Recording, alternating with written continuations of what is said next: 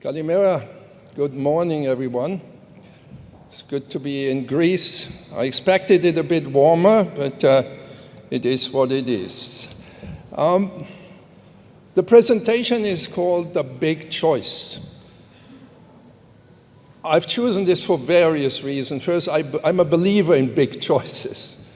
If you make small choices, you end up with small results. But also, the more challenging an environment, the bigger the bets and the bigger the choices you have to make. And I think that Greece has unique opportunities. When we look at the world, we have to say goodbye to some old assumptions. So we had wonderful times. I feel very lucky because I had it relatively easy for decades where we had not too many headaches. Perspectives were very good. Canals were available. We had not too much energy constraints. I was always thinking that we should be more green. But it was what it was, and there was time. And time is running out because our climate is not stable anymore, but it was. And we were hoping that things would stay as they were, but they didn't. And geopolitics, at least after the collapse of the Soviet Union, were relatively stable. Suddenly, the picture changed. And we have today still a Red Sea situation that is not fully stable, although there is also for the shipping lines, I say this here, no need to rush, because if we all use the Suez Canal, that may have significant repercussions. We have Panama, the Panama Canal. If I remember well, we had once the El Nino effect and some delays. But now, in the recent years, it got more and more clear that the Panama Canal is not a safe bet. We can be a month with very reduced traffic. Climate risk give us more and more headaches. We are currently between 250 to 380 billion of damage every year, growing at 7 to 8% yearly. So we are soon at $500 billion, and then at $1 trillion, which we just spent to repair what our common practices create. We know all that we are living in a world of high competition, a race. I'm more a believer in collaboration. It served us very well, all these 30 beautiful years.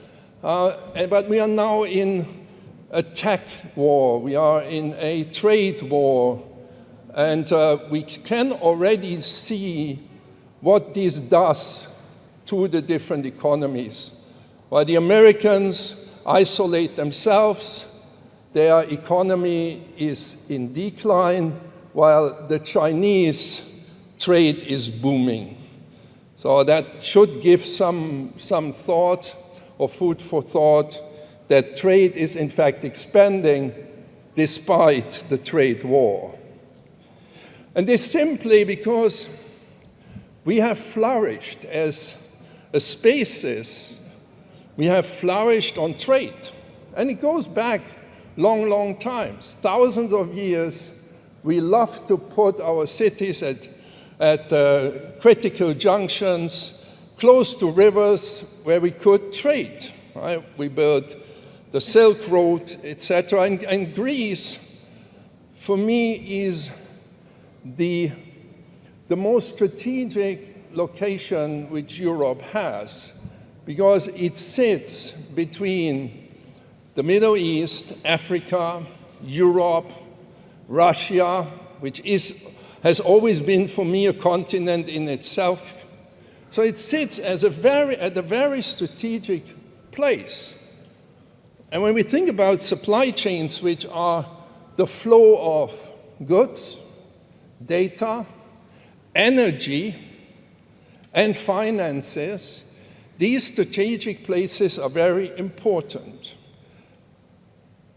And Greece can be seen as a node if you make it small, but if you think big, it's in fact a multi-dimensional network or platform in a very strategic place. And what is the difference between a node and a network? Nodes are very interesting. You can also say they're critical control points. They are usually choke points, bottlenecks, which allows them to control the flows. And when you control the flows, you're very critical. Nobody wants to have you as an enemy, so people are more friendly to you.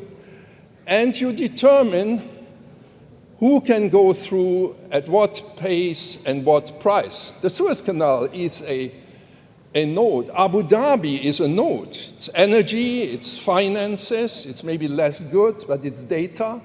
And you see all the activities of these nodes, like Dubai, like Singapore. They all want to become a critical point. Even Shanghai is one. So a node controls the flows. But it is vulnerable. It's about consolidation. It's about cost degradation. It's about economies of scale. It's low margin. It's commodity. That's usually what a node is. That's why Singapore pushes so much on the efficiency side. A network is about optionality. And what we have learned, at least since COVID, that options are good. And the Houthis and the Red Sea have again shown us that options are good. The more options you have, the better it is. And this drives also my thinking about Greece. So I have been living half of my life over the last 20 years in Asia. So I'm very, inspired by what happened in Singapore, but what also happened in China. And for me, the Chinese are the masters of the network play. So when we had the pandemic, there were companies like JD.com who built a platform, a new platform, used AI. In fact, the first time I heard about AI applications in supply chain was in China. And this is a long time ago. Let's say it's 15 years ago. And what made me think was, why do the Chinese need AI? They have so many people, and the people are not so expensive, although this has changed.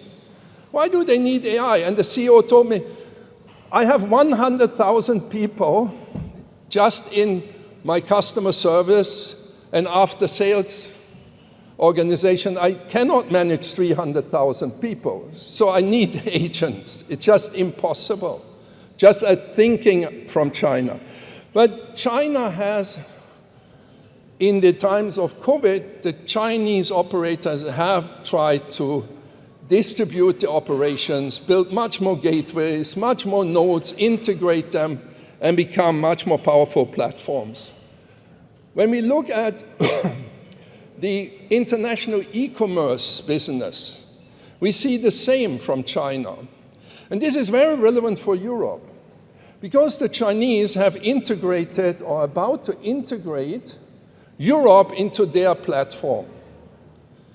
They don't see that, for example, goods are in a warehouse in Shanghai as a problem if they want to serve the European market.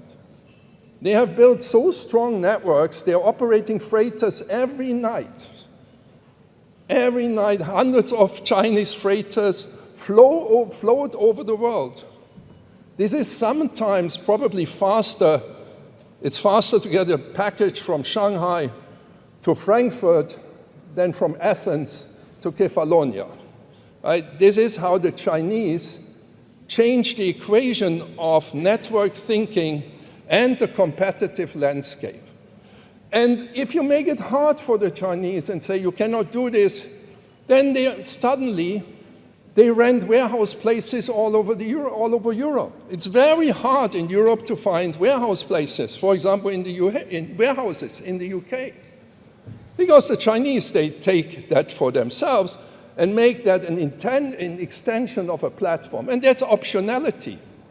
The more you expand, the more you invest, the bigger you think, the bigger your choices, the more opportunities you have. Beginning of my presentation and the thesis, in fact, of my keynote. So, and then you say, we are the private sector, we are powerful, but we are not powerful enough. Maybe we need to talk to the government. And then Xi Jinping, I remember almost the day, in 2013 in Kazakhstan said, I revived the Silk Road. I built now massive infrastructure from China to Europe because it's an extension of my network, it's an extension of my market.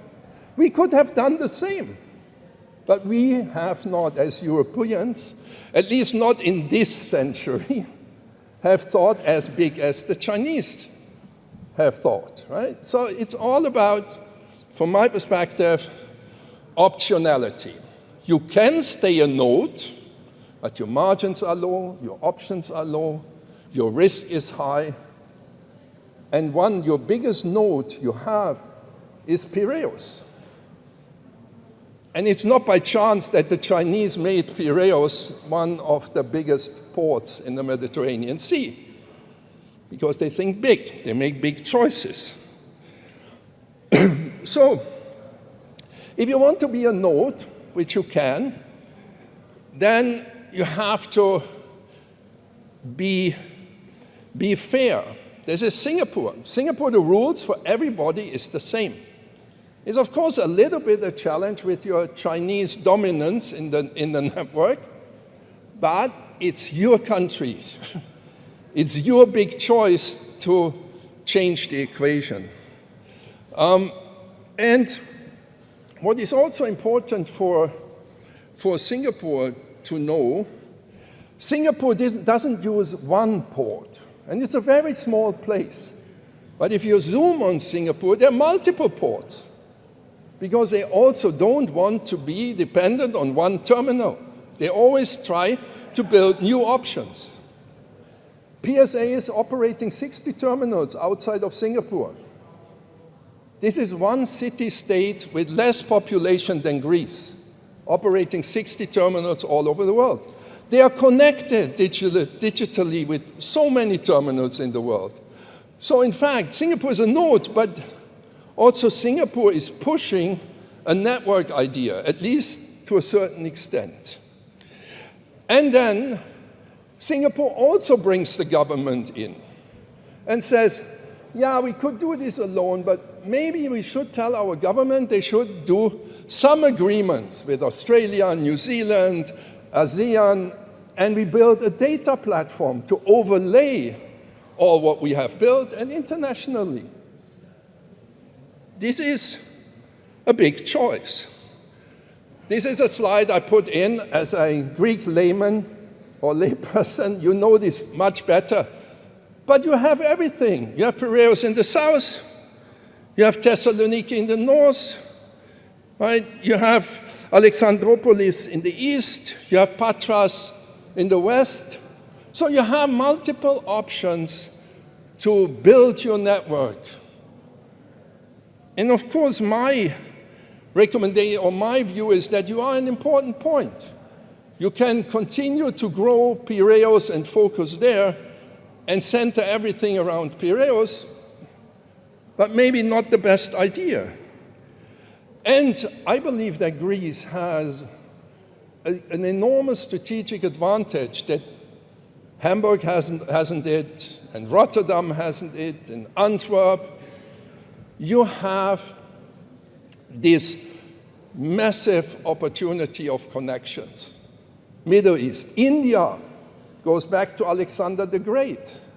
Why should India ship everything from Madras south around Africa into into Europe, why not using a land or building a strong land corridor, right, which is the idea. And the more corridors we have, the more our industry can make money. Every connection is an opportunity. So we should have all interest to push this. So the question is not whether Greece matters, is what do you choose to do with this? And what can you do to make Greece count? So you have two options. You can continue with Piraeus, or you can put most of the money, which you have to get. You have some money internally. You need to find, Greece got lots of money from the EU, but you can get more money from the EU. You can get more money. There's not only China and there's not only Costco. But you have to be smart. It's a Greek platform, and you need to balance it. You need to leverage and leverage the powers and the forces from outside and the means from outside. So I'm definitely a network person, not because I spent some years in my life in the network business, in parcels and freight express operations, but because I like optionality. Whenever we go into a crisis situation, and crisis is good for this industry, I always see people, oh, another crisis is coming. This is an industry that always benefits from crisis. The bigger the chaos, the bigger the margins, right? Because the whole shippers, they need us. As a logistics industry, we benefit from crisis. The shippers not so much, and the consumers pay. So we should not be too noisy about this, because at the end we are all citizens and responsible that transport is as cheap as possible. But my recommendation is to push Piraeus and see what you can do with the Chinese. My recommendation is to put a lot of money into digitalization. I know that we are not so motivated, at least the carrier and the forwarder side, so motivated to digitize, but it will benefit us because we can build better networks and better platforms. And the shippers will be very thankful because they are the ones that are suffering. They suffer with the work, and the consumers suffer with the price. And in the middle, you earn the money, right? So, at least in the difficult years. In the good years, you will see, shipping lines don't earn that much money, right? It's very easy to prove. And then, of course, you need to see how you capture the hinterland. How can you expand your network into the east? In the east is the energy. Greece can be a massive energy hub. Look at the other side of the lake to Egypt. Egypt is exactly trying to do that, to become a mega energy hub in the Mediterranean Sea, right? And you can do all that quickly. Look what happened with Tanger, right? Tanger I was there was no port. This is not long ago. They told me, there is the factory. You can't see it, but it will be there. I said, okay, we will see. I was in Dubai, and in a helicopter, they showed me Dubai, and they said, what's this? There is nothing. Wolfgang, we have vision. There will be something. And then, with the help of the Chinese, they built one of the biggest automotive and spare parts hubs in the world because they offered the Chinese an option. So this is the opportunity. That's why I push for my option B. And to come slowly to the end, so I'm a fan of distributed power because I don't believe that an intelligent headquarter is the best solution. I think an intelligent network is the best solution. So give power to the individual, whether it's rail hubs or road hubs or ports and whatever it is. Think about how you can make Greece more open from a governance and regulatory perspective. and maybe from a capability perspective. And you can start with this within Europe. Integrate better into the European network. That is where the Greek perspective, the major perspective lies. I have been living in Hong Kong 20 years. For all business people, Hong Kong was not the opportunity. The opportunity was China. The opportunity was beyond the Hong Kong borders. And many people got very rich on the back of that idea. So think about the distribution, think about the network, think about openness to the people that should count for you. And a point I want to make, I hear a lot about competitiveness in Brussels, and we have to reduce our regulation. We have to put our guards down. I'm sure if we do this, Europe will end up in a mega crisis, because regulation is probably one of the few things that can protect us from the Americans and from the Chinese. Because regulation is nothing else than rules. If we want to import US, American Wild West, then good luck, right? Because they have the bigger guns.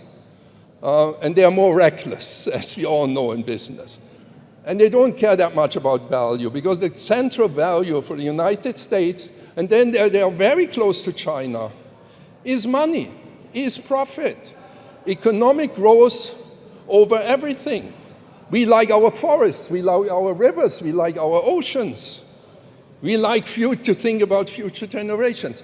It's very close to my heart, because I read too many things about that we are dismantling our true competitive base. We were the world champions in standardizing and regulating. But there was a kind of brainwashing that made us believe that this is the worst thing we could do. And the Americans were driving that narrative. We compete, Europe regulates.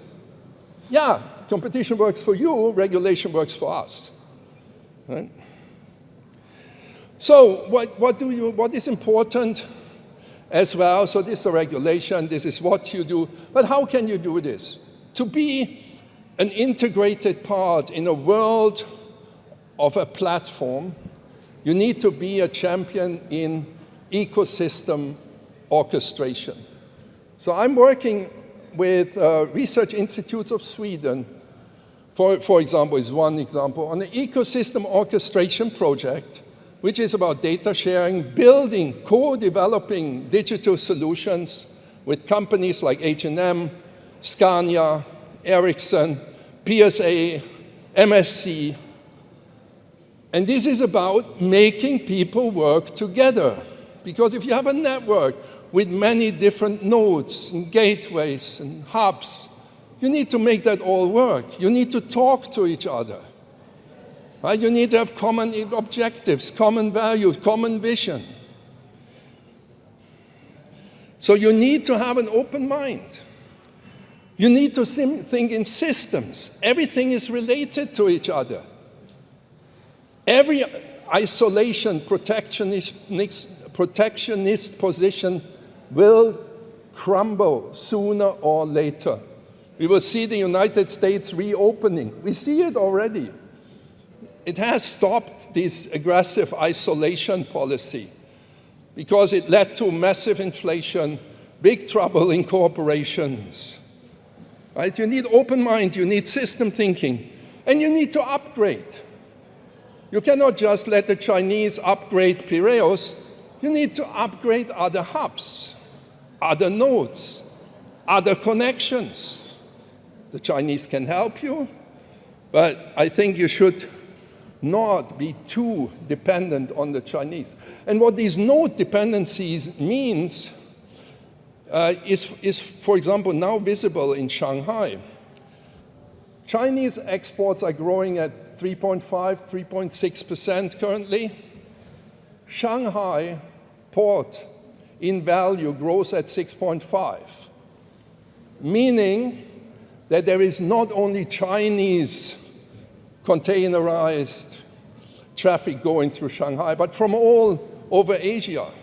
If Shanghai collapses for whatever reason, geopolitical, technically, climate impact, there will be a major, major challenge for the platform. So also Asia needs to build other hubs, Shanghai, Busan, Singapore, right? Maybe Philippines. And then co-create. I'm a big fan of co-creation. Why am I a big fan of co-creation? We are co-creating a digital solution, and the people use this solution because the users co-create for themselves. If you co-create from a perspective of commercial interest, isolated on your own, you never know whether this will be bought at the end of the day. If the users build it together or have strong influence in co-shape it, there's a much higher possibility. And of course, you need a vision. You need a vision for Greece. You need a vision for Thessaloniki, you need a vision for Piraeus, but more, you need a vision for Greece. And even better if you have a vision which includes your neighbors.